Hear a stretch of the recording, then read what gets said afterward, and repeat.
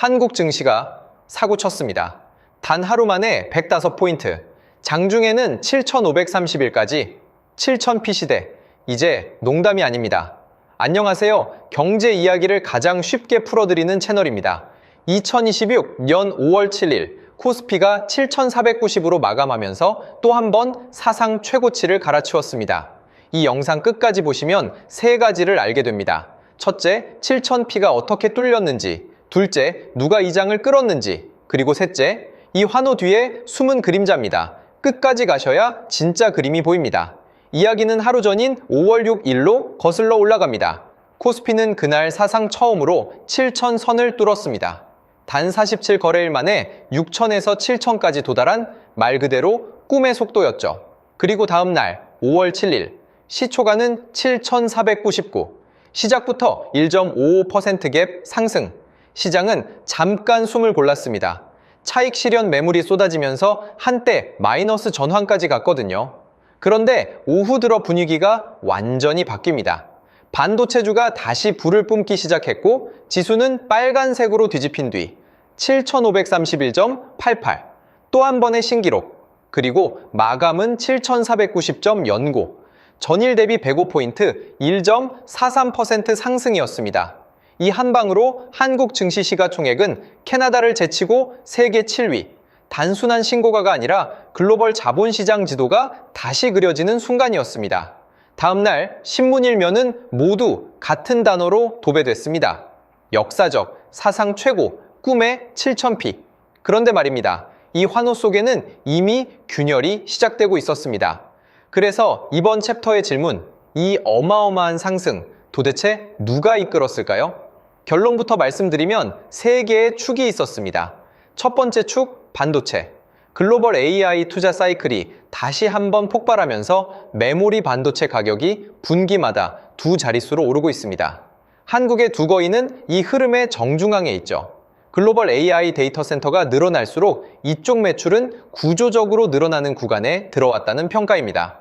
두 번째 축, 증권업. 거래 대금이 사상 최대를 매일 경신하고 있습니다. 거래가 늘면 누가 좋겠어요? 수수료를 받는 증권사들이죠. 실적이 그대로 따라 올라옵니다. 세 번째 축, 전선과 전력. AI 데이터 센터는 전기 먹는 하마입니다. 미국, 유럽이 송전망을 새로 깔면서 한국 전선 회사들이 글로벌 슈퍼사이클의 한가운데에 섰습니다. 이 세 축이 동시에 움직이면서 7,000피라는 숫자가 만들어진 겁니다. 정리하면 AI 플러스 거래 폭증 플러스 전력 인프라. 한국의 산업 구조가 글로벌 슈퍼사이클의 정중앙에 있다는 신호입니다. 그런데 7,000피로 가는 길은 평화롭지 않았습니다. 이날 외국인은 한국 시장에서만 7조 원어치를 순매도했거든요. 7천억이 아니라 7조 원입니다. 외국인이 7조를 던지면 보통 시장은 폭락합니다. 그런데 이날은 달랐어요. 개인과 기관이 그 물량을 통째로 받아내며 지수를 거꾸로 끌어올렸습니다. 어떻게 가능했냐? 답은 두 가지입니다. 첫째, 개인 투자자들의 자금 동원력이 사상 최대 수준이라는 점. 거래 활동 계좌 수, 예탁금 모두 역사적 고점을 찍고 있습니다. 둘째, 연기금과 운용사 같은 국내 기관들이 한국 비중 다시 채우기에 들어갔습니다. 그동안 너무 비워뒀거든요. 이 두 축이 외국인의 매물을 다 받아낸 겁니다. 그렇게 만들어진 종가 7,490점 연고. 이날 시장의 진짜 주인공은 외국인이 아니라 우리였다는 얘기입니다. 자, 이제 약속드린 세 번째 이야기입니다. 환호 뒤에 숨은 그림자. 솔직하게 말씀드릴게요. 지금 시장에는 두 개의 큰 경고등이 켜져 있습니다. 첫 번째 경고, 공매도 장호가 180조 원을 넘었습니다. 한국 시장 역사상 최대 규모입니다.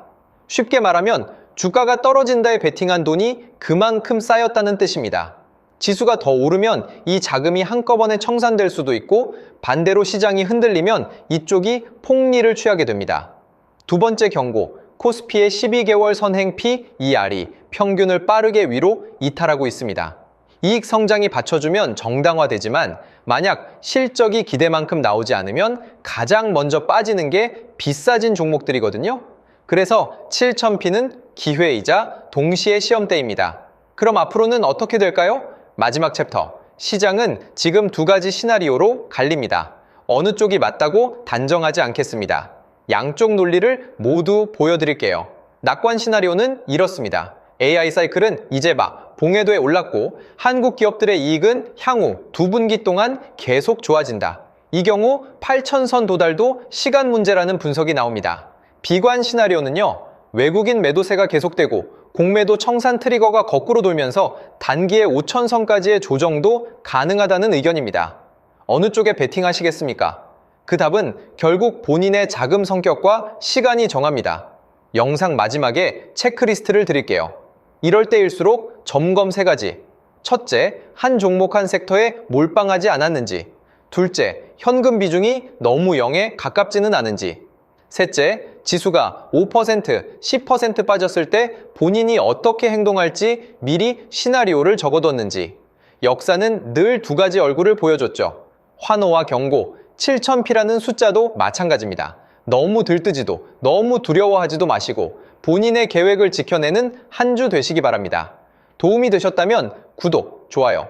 다음 영상에서 7000P 시대 포트폴리오 점검법으로 이어가겠습니다.